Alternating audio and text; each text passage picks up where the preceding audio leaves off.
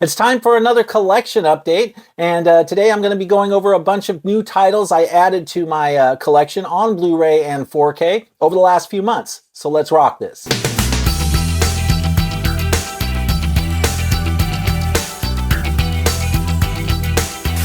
Hey everyone, how you doing? Welcome back. I'm Fuzz, and today I've got a collection update for you where I'll be going over some of the new Blu-ray and 4K movies that I've added to the collection over the last few months. Now keep in mind this only includes titles that I haven't already talked about in other recent videos. So for example, you won't hear me talking about the new Terminator 4K because I just did a big review on that not too long ago.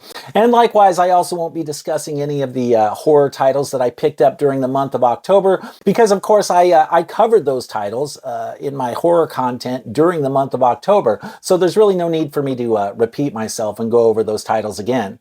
All right, so this is covering the time period, I think going back to the beginning of September. So it's covering September, October, and November. So maybe a little bit overdue with this update, but that's cool. And the way I like to do this is I'll start off with all the new Blu-ray pickups first in the first part of the video, and then in the second part of the video, I'll move on to all my new 4K pickups during this time. All right, so let's just get right into this update here. I think I've got about 20 titles or so to touch on today. So quite a bit here for you guys to sink your teeth into. But let's start off with Blu-rays. And the first Blu-ray I picked up, Charles Bronson film. I was looking to add a little more Bronson to my collection.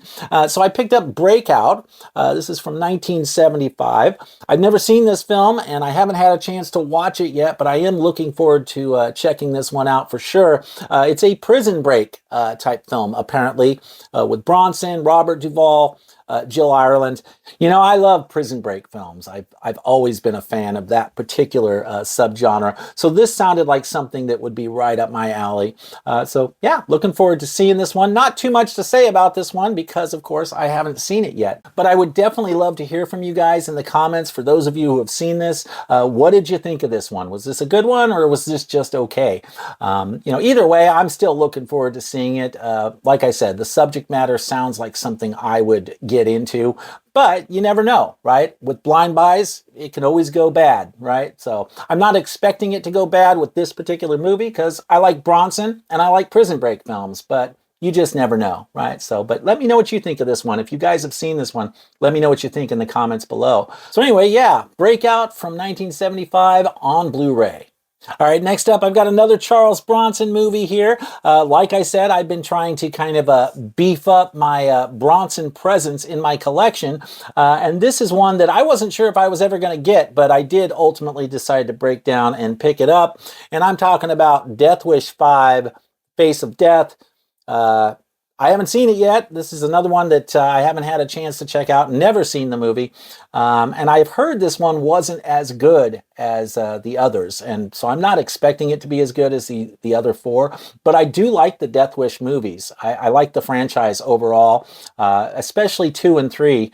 But I like them all to some degree. So I'm looking forward to checking this out. And I figured, I may as well just go ahead and complete the collection, right?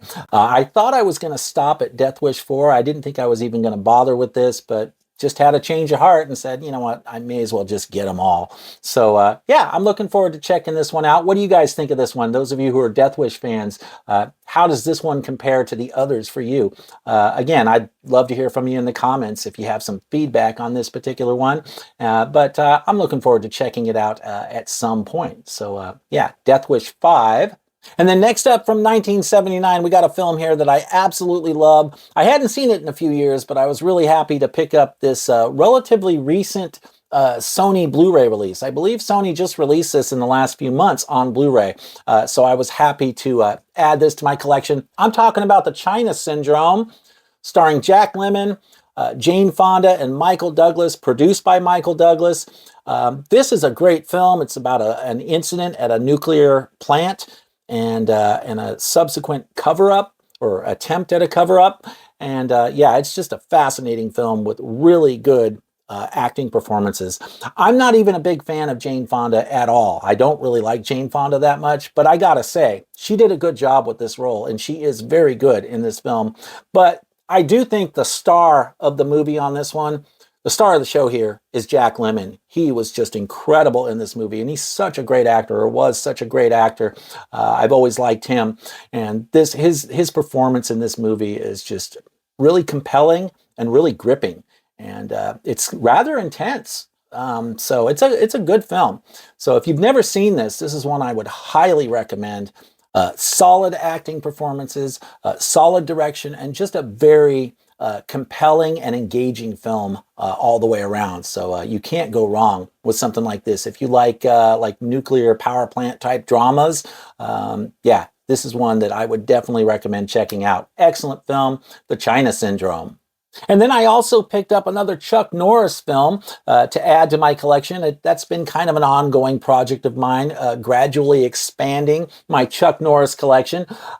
So I got a standalone release of Code of Silence, Kino Lorber Blu-ray here. This is a great film. I definitely enjoy this one. I actually have this film already. This was like a double dip for me because I have like a triple feature, like budget Blu-ray version with this and Delta Force, and I think Lone Wolf McQuade is in that, and it's like 3 films in one pack. But I've since taken an increased interest in making sure that all my Chuck Norris films are standalone releases rather than like budget packs or whatnot. So I just had to grab this one. I already got Delta Force, and I already got Lone Wolf McQuade in standalone form. So this was the last one I needed to pick up so that I can kind of chuck that, no pun intended, chuck that triple feature budget release that I had. So I'm looking forward to revisiting this one. I haven't had a chance to check it out yet, but I'm certainly familiar with the film. I've seen it a few times, and it's one I like. So yeah, I was happy to get Code of Silence in my collection for this Kino Lorber standalone release. Moving right along, I also picked up a really good drama here with an all-star cast, and I'm talking about the 1992 film Glengarry Glen Ross. This is one I'd been meaning to add to my collection. I hadn't seen it in years, but it's got some classic moments in it, and this is really just a great film. It's about real estate salesmen and the high-stakes, high-pressure world of sales, and just an all-star cast here. You got Al Pacino, you've got Jack Lemmon, you've got Ed Harris in this, you got Alec Baldwin makes an appearance, and I'm not even an Alec Baldwin fan, but I gotta say, his role in this, his performance in this was pretty funny and pretty memorable, right? It's pretty classic stuff. Coffee is for closers only, right? I mean, classic lines that I think are still with us in our culture even today. That, you know, you definitely see people kind of referring back to this film every now and then. So, but this is a really good film. I don't want to get too much into telling you what it's about, but it's a drama for sure. But the acting is top notch. Who else do you got in this? Alan Arkin is in this, Kevin Spacey, Jonathan Pryce. Yeah, I mean, you really do have just an amazing cast, and the performances across the board in this film are absolutely solid. This movie also has some great style to it too. The lighting, the shot composition, the use of primary colors, these bold, saturated primary colors in certain scenes. It really is a beautiful film, and it's just it has kind of almost like a neo-noir type vibe to it a little bit, right? There's a bit of a mystery involved here. And I won't say too much about it for those who haven't seen it, but yeah, I just really enjoyed this film. So if you've never seen Glengarry Glen Ross, this is one I would definitely recommend if you're into dramas, right? You know, for those who are not into dramas, this isn't the usual type of film that I discuss on this channel, but it's a film I love. So of course I'm going to talk about it, right? So yeah, Glengarry Glen Ross. Okay, next up we have the movie Boiler Room from 2000. This is a great little, another drama, but a very engaging film, and one that I find actually has a pretty high rewatch value. I've seen this one a bunch of times, but I just recently added it to my collection. I finally had to get it because I was like, I hadn't seen this film in, I don't know, probably 10 or 15 years, but I used to watch it all the time when it first came out and when it was playing on cable or whatever. But great film starring Giovanni Ribisi. Who else is in this? Oh yeah, Vin Diesel. Scott Conn is in this, and Ben Affleck makes an appearance in this as well. It's about stockbrokers, and it's another kind of a cutthroat, like high pressure world being portrayed here, kind of like with Glengarry Glen Ross, right? It's a different topic, but kind of along the same lines, right? There's a certain intensity here that is kind of fun to watch unfold on screen. But it's about a stock brokerage firm and its employees, and I think it's fair to say you could call this a fairly shady stock brokerage firm. And the story that unfolds around it is pretty fascinating to watch. I really enjoyed this film. I've always loved it. So if you haven't seen Boiler Room and it sounds like something you might dig, I would recommend checking it out. It's a good one. So yeah, Boiler Room. Next up, I picked up a Brian Bosworth film, which is something I never thought I'd see myself do. But I heard this was a fun one, and so I thought I'd give it a try. Stone Cold from 1991. This is a great early 90s action vehicle. I'm not a big Brian Bosworth fan. I don't think I've ever seen him in anything else. Now that I think about it, I don't think I've ever seen him in anything. But a number of people have said this was a fun ride, and I concur. This was a lot of fun. It's cheesy, and it's a little over the top, but it's so much fun. You got lots of explosions and lots of action. And the main reason I picked this up is because Lance Henriksen is in it.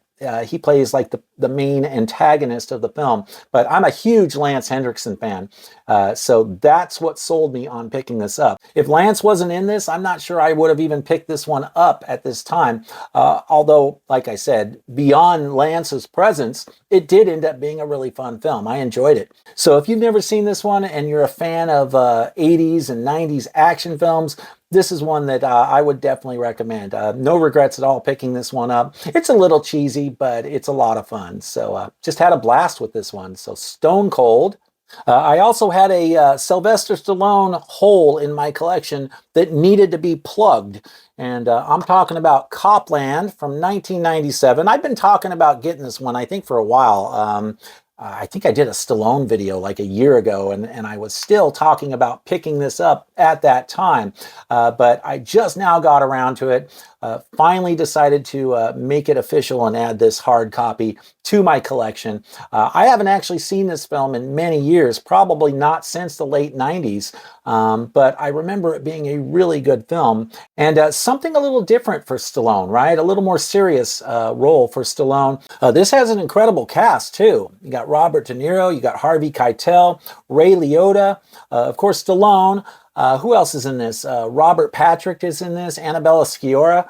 Is that how you say her name? Sciorra? Yeah, I think that's it. Michael Rappaport's in this as well. So a lot of people that we know and would recognize from years of film appearing in this film, and it's a good one. It's a more of a drama, more of a gritty crime drama for sure.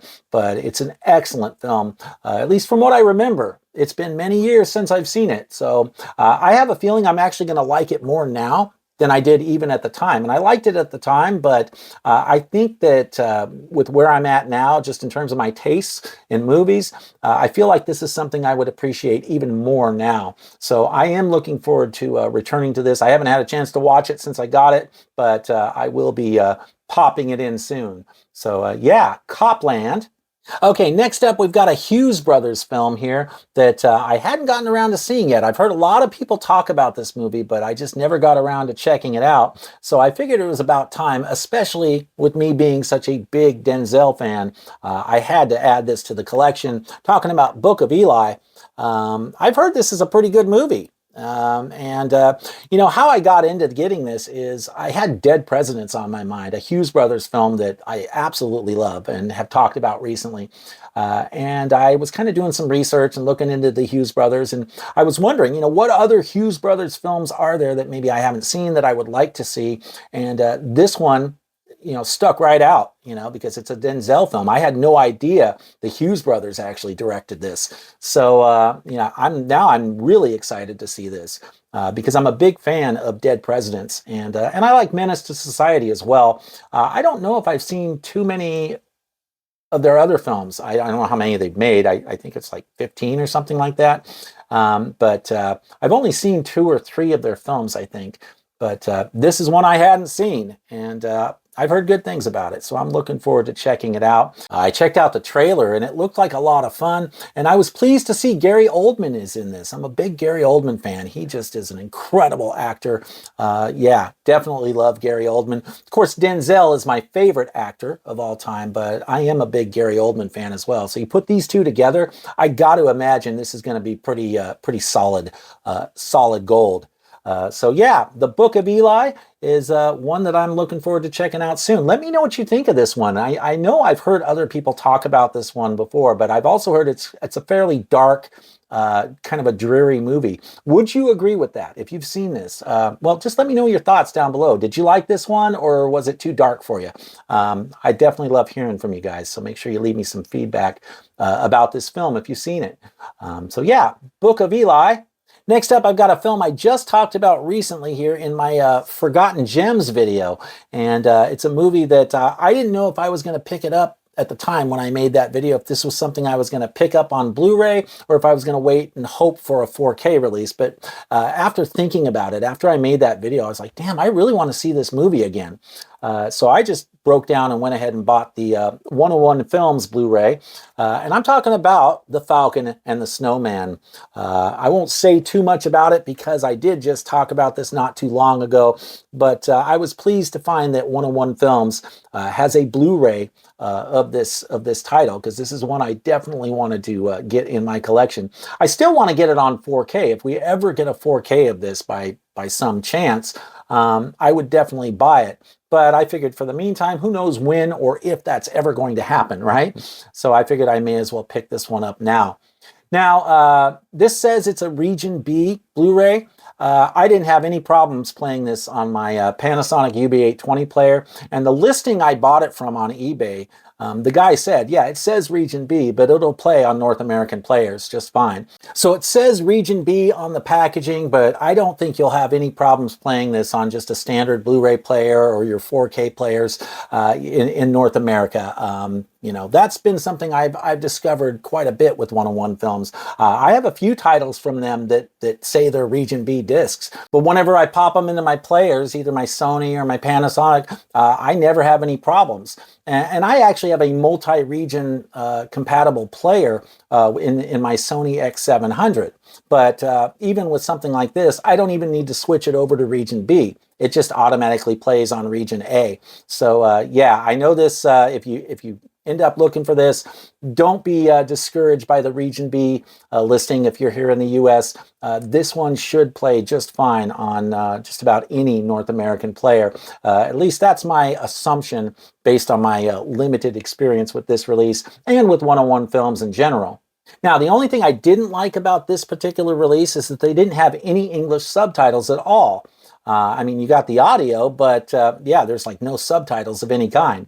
And that's kind of weird because sometimes with certain films, sometimes I actually like to turn on the subtitles and have them on while I'm watching the film, just because I think I'm starting to lose a little bit of my hearing and I'm starting to notice issues periodically hearing, you know, all the words, all the dialogue or whatever. So sometimes I like to bring up the subtitles just for that clarity so I can see precisely what was said. And of course, when you have a Panasonic UB820 like I do, you can actually physically move the subtitles down lower so they're not like in the way of the image. That's what I love about the Panasonic UB820 players. I love being able to shift the position of the subtitles. It's a great little feature on those units. Anyway, I watched this. It was fun to revisit. I hadn't seen it in many years, and so I had a blast coming back to this one after all this time. And, you know, I used to watch it all the time when I was younger, but it had been probably 20, 25 years maybe since I had seen it. A long time. So I was glad to get this one in the collection, The Falcon and the Snowman. I also finally picked up this double feature pack of Firefox and Heartbreak Ridge, a little Clint Eastwood action here. Another one I think I talked about not too long ago in one of my recent videos, so I won't say a whole lot, but always been a big fan of Firefox and Heartbreak Ridge. They're both films that I enjoy. I'm a big Clint Eastwood fan, love Clint, so I had to get these in my collection. I'll be very curious to see if we ever get 4K releases for these at some point. Who knows if that would ever even happen with these particular releases. I mean, if it did, I could almost see them being boutique releases. If we did get 4K releases of either of these films, I could almost see them being like boutique type releases that, Arrow or Vinegar Syndrome or maybe Kino Lorber. Kino Lorber, I could see this being right up Kino Lorber's alley, both of these films, right? I've been meaning to add these to my collection for quite some time, and now I finally have. And so I'm a happy camper as a result. So yeah, great stuff. Firefox and Heartbreak Ridge. And then my last Blu-ray in this batch was a Vinegar Syndrome pickup, talking about Lady Reporter here, a little Cynthia Rothrock. That's the main reason I got it, to add to my Cynthia Rothrock collection. Admittedly, the trailer looks pretty cheesy for this, and I haven't had a chance to check it out yet, but I like this kind of stuff. I've been fairly entertained by Cynthia Rothrock's martial arts flicks, and so I thought, hey, why not? May as well add this one to the mix as well. Well, apparently this is one of Cynthia Rothrock's first films, and so I was a little bit intrigued by that, but I am keeping my expectations fairly realistic here because I know there's a pretty heavy cheese component here. But that's okay. I can handle a little bit of cheese, no big deal. If anything, with Cynthia Rothrock movies, I actually get a kick out of it and find it somewhat amusing, right? So I'm looking forward to checking this out. Anyway, it looked amusing, it looked mildly interesting, and to add to my Cynthia Rothrock collection, I figured, why not? May as well give it a shot, right? So let me know what you guys think of this one. If any of you have seen Lady Reporter here, I'd definitely love to hear your thoughts on it. Who knows? Maybe it sucks. Maybe it's really bad. Vinegar Syndrome's always hit or miss. You never know for sure whether you're going to get a gem or if you're going to get something that's extra bad. But I'm hoping with Cynthia Rothrock that it's not the latter, right? I don't expect it to be some, amazing, brilliant film. I expect it to just be a fun, kind of cheesy action flick. So as long as I get that, I think I'll probably be happy with it. So yeah, Lady Reporter. By the way, if you're enjoying the content on this channel, do me a favor and please consider subscribing to the channel. And if you do, don't forget to activate the notification bell as well so you can be alerted when I'm posting videos that you might enjoy. Also, don't forget to like the video as well. It really does help with the channel's visibility and the algorithm on YouTube and whatnot. Thank you so much for your support. I really appreciate it. All right, let's move on to my new 4K pickups now, and continuing on with the whole Vinegar Syndrome groove, I had to pick up Invasion USA on 4K. A little more Chuck Norris action. This is one that, the funny thing about this is I actually just bought a German Blu-ray import last year of this, because I did not expect this to get a 4K release at all. I assumed that the Blu-ray was probably going to be the last stop for this film, but just goes to show you can never totally predict these things, right? You just never know what's going to happen. But Vinegar Syndrome actually put out a 4K of this bad boy, and I was excited about it. So I haven't had a chance to watch it yet. In fact, I'm hoping to watch it tonight. I think that's what I'm going to pop in tonight. But cool thing about this, you got the reversible cover art there, so you get that original cover art. I always love that. And you get some cool special features here. I guess I should show you that as well. I don't know if you can even see that. But very cool stuff. Very excited to see how this looks in 4K. There aren't that many Chuck Norris films that I would actually upgrade to 4K, but this one was kind of special, right? This is a perfect December action movie to watch.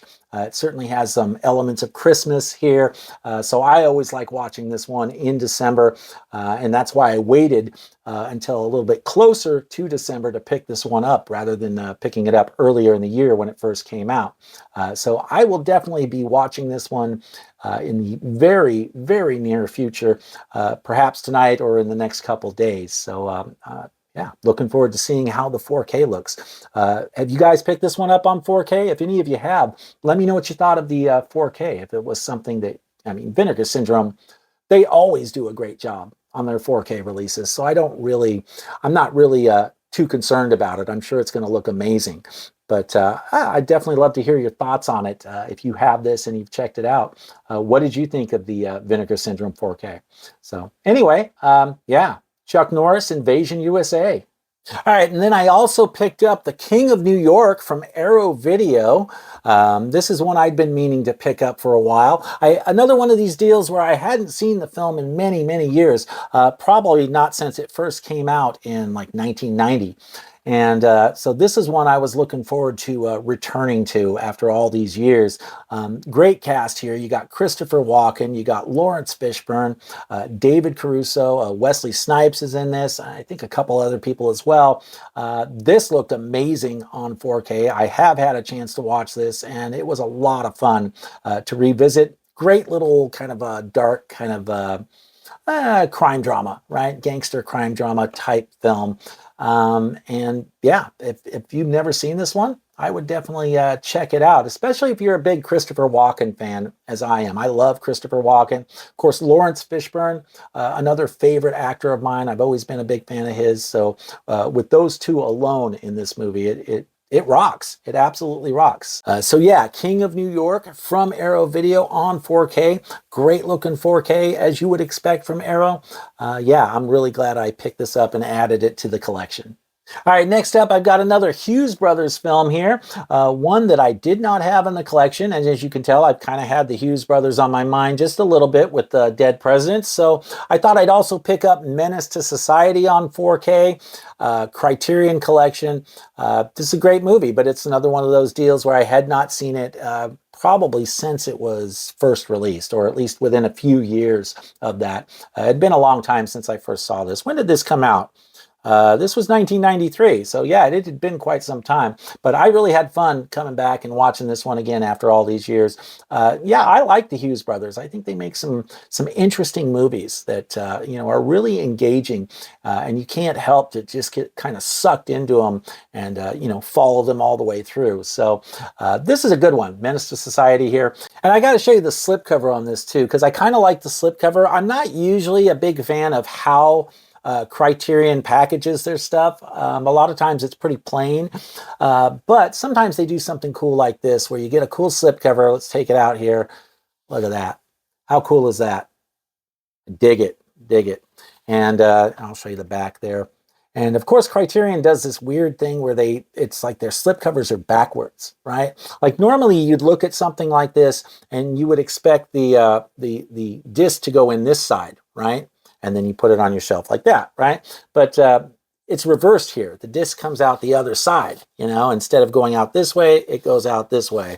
And I've noticed they do that with some of their releases. It's just kind of funky, and I don't know. I guess they think they're being cutting edge by doing that. And I have to admit, it's kind of growing on me. I'm starting to get a kick out of it, but it always kind of screws me up a little bit when I see these releases because I don't know which way to put it in the shelf. Do I put it in that way or do I put it in that way? Normally I would have the back spine facing out, but in this case, this is the back spine, so everything's backwards on the Criterion releases. So you just got to make a call on which way you think it looks best on your shelf. But anyway, just a fun little thing I've noticed about Criterion. Their slipcovers are kind of a trip. Like when they have slip-covered editions like this, they're kind of a trip.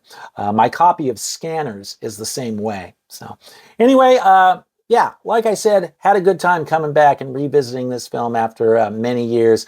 I do like what I've seen from the Hughes brothers so far, and it makes me want to check out some of their other films and see what else they got out there that I might also dig. So yeah, Menace to Society on 4K from Criterion. And then I also picked up the new 4K of Chronicles of Riddick from Arrow Video. And I love this slipcover. Look at that. I don't know how well you can see it like over the camera, but there's this nice kind of cool metallic sheen to it that I really love. And I think it's a nice looking slipcover. Very cool. And you do have reversible cover art there, so you get the original art as well. But I really like this slipcover. I thought it was pretty cool. Maybe show you the back there. I don't know how well you guys can see any of that, but yeah, just a very cool kind of foil-like metallic type looking slipcover, which I love it when they do stuff like this. It's cool. So now, interestingly enough, I'd never seen the film. I have Pitch Black. I've certainly seen that, but I have not seen this one yet, or Riddick either, the third installment. So, and that's coming out on 4K, I think like next week or something. So, or in a couple weeks. So I'm going to be picking that up as well. So I've heard, a lot of good things about this film, but yeah, I've just never seen it. So I am looking forward to checking it out and seeing what all the hype is about. Or was about. So yeah, The Chronicles of Riddick on 4K from Arrow Video. And then I also picked up Godzilla Minus One, just a standard edition. I didn't need a steelbook or anything spectacular for this, although I was hoping it would come with a slipcover, but that wasn't the case. In this case, this is just like a standard edition, right? And I pre-ordered this too. I got it on release day, so but no slipcover for this one. The steelbook does look really cool, but yeah, I decided I just didn't really need that for this particular movie. One thing I am happy about with this release is that it actually includes the English dubs. And, I thought the English dubs on this were actually very good. In fact, I was kind of surprised that they were as good as they were, because usually English dubs aren't that great, right? But they actually did a pretty good job with the English dubs on this movie. So I'm looking forward to revisiting it. I haven't watched my disc yet, but I did watch this on whatever it was on, Netflix or something, and I checked it out then, and I loved it. Absolutely love this. It's easily the best Godzilla film I've seen of the ones I've seen. There are a lot of classic Godzilla films I have not seen, so to be fair, but of the ones I've seen, the MonsterVerse movies and whatnot, and the Roland Emmerich movie, yeah, this one was easily the best Godzilla movie I've ever seen. Very substantive. I mean, it actually tugs at the heartstrings a little bit. This has got a great story, really great story, and just an excellent film. So I'm going to be looking forward to revisiting this movie in the very near future. Such a fun ride. So yeah, Godzilla Minus One. All right, and then I also finally picked up Goodfellas. Believe it or not, I have never owned this movie in any format, which seems strange to me because I feel like I've seen this movie like a million times. Love the movie, and I used to rewatch it all the time on cable TV or whatever it was playing on, but just never got around to adding this to my collection, not even on DVD, right, back in the day. So I figured it was about time that I finally add this to my collection, finally pick this one up. And of course I was going to pick up the 4K, and I thought the 4K looked pretty decent. It's not my favorite 4K that I've seen, but I thought it looked pretty decent, and it's better than not having it at all. Of course, this comes with both a 4K and a Blu-ray, but yeah, I'm just glad to finally have this in my collection. I gave it a watch, and it was fun to return to it. I watched it, I think, a couple years ago, or whenever it was that Ray Liotta passed away. I watched Goodfellas shortly after that, but I figured it was time to finally pick up the 4K, and that I did. And of course, this is an absolute classic, right? I mean, absolute classic gangster film. One of the greatest gangster movies of all time. For some people, it might be the greatest gangster movie of all time. So yeah, Robert De Niro, Ray Liotta, certainly one of the best Ray Liotta roles. Joe Pesci, of course, doing what Joe Pesci does. But yeah, just a stellar film, an absolute classic. I'm glad I finally came to my senses and picked this one up. So yeah, Goodfellas on 4K. I also mentioned, I think a couple videos back, that I picked up Prey on 4K as well. And I was shocked that I actually got a slipcover this far away from the initial release date. I think this has been out, over a year now. And I just picked it up within the last couple months, and it actually got a slipcover, almost a year old, and Amazon's still sending out slipcovered editions. So I was really happy for that, because I went into it not expecting a slipcover at all. My other Predator movies don't have slipcovers at all. They're all just standard editions. So I was thinking, this probably will be too. And then to my surprise, I got the cool slipcover, which I've always liked the art on this. I love the green. I just think it's a cool looking slipcover. So definitely dig it. And although I've never seen it, this is a blind buy. I've never seen this. I never watched it when it first came out. I've heard it's really good. I've heard it's like the best Predator film since the original. So I'm definitely looking forward to checking it out and seeing if I feel the same way. So yeah, Prey on 4K. I also picked up the latest M. Night Shyamalan film, Trap, on 4K, and this was fun. I enjoyed it. It's a good film. Josh Hartnett did a great job in this. I actually like Josh Hartnett quite a bit. I've been a fan of his going back some time, and there was a movie he did many years ago called Wicker Park. And that movie, I think, really made me a fan of his work. But it wasn't just that one. It's 30 Days of Night. There were a couple films I saw him in that really kind of made me take him a little bit more seriously than I initially did. Right. So, but Josh Hartnett, I hadn't seen him in anything in quite some time. So it was cool to see him pop back up in a movie after all this time. So, and who knows? I'm sure he's been acting and doing all kinds of stuff. I just haven't seen anything recently that he's done. So I feel like I hadn't seen a new Josh Hartnett movie in quite some time. So, but I won't say too much about the plot here. Essentially, this dad is taking his daughter to a concert that she's like super stoked to go to.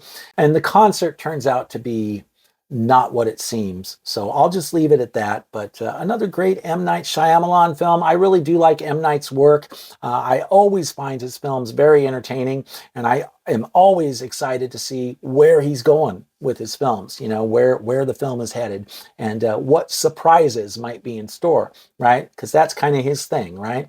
Little twist endings and whatnot.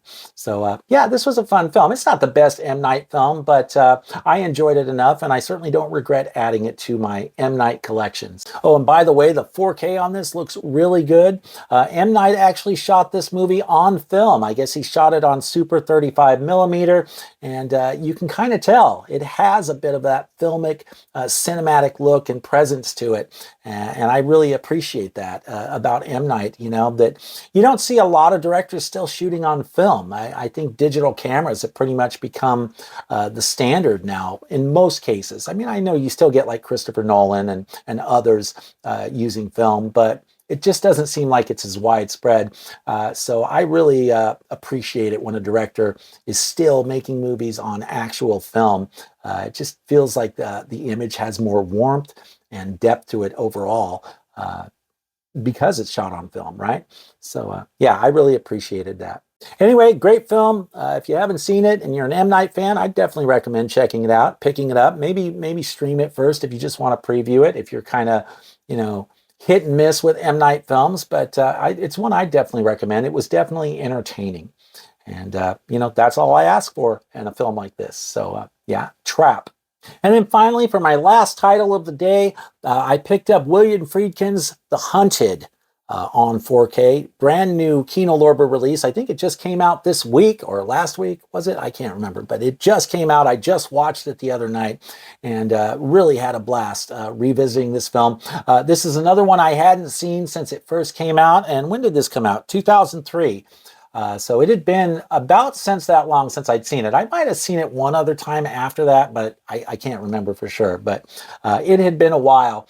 And the funny thing is, like, I didn't know anything about William Friedkin the first time I saw this movie, years ago, 20 years ago or whatever. I really wasn't even familiar with William Friedkin. I mean, I knew The Exorcist, but I didn't know anything about the director of The Exorcist, and I didn't make any connections to other films that he had done. Because at the time, 20 years ago, I really hadn't been exposed to that many William Friedkin films. I think it was just The Exorcist. So that's been something I was more of a late bloomer on, discovering his work, So, I was definitely interested in picking this up on 4K, knowing now that it's a William Friedkin film. And the funny thing is watching this now, I can totally see that it's a William Friedkin film. It has all his signature like trademarks. It's got that kind of rawness and grittiness to it.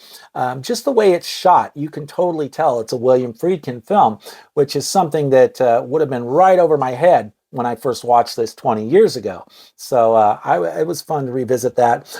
Lately, I've been bit by bit adding more and more to my William Friedkin collection and collecting his movies. I've become a pretty big fan of his work in recent years. So yeah, this was a fun one to revisit, and it's actually quite brutal. I didn't remember it being as brutal as it actually is, but it's actually fairly graphic and fairly brutal in places. Which, I mean, you'd expect that from William Friedkin, right?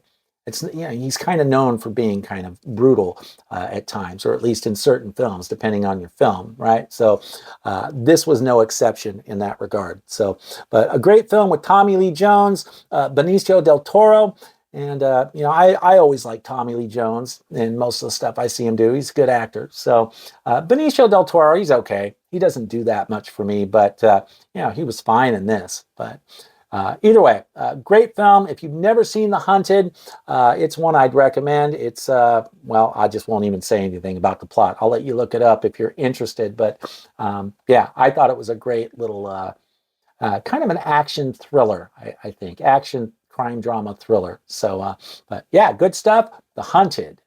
Okay, so that about wraps it up for my latest collection update. Let me know what you think of my choices here, my new pickups, in the comments below. I always love hearing some feedback from you, and I definitely want to hear your thoughts on some of these films, especially any of the films that I talked about that I haven't seen yet. Yeah, let me know what you think of these films, and of the ones that I have seen yet, let me know what you think of those as well. So I always love hearing from you guys and chatting with you and interacting with you in the comments, so make sure you leave me some feedback down below. Also, don't forget to like the video and subscribe if you're not already subscribed. Thank you so much for watching today, guys. I really appreciate it, and I'll see you soon.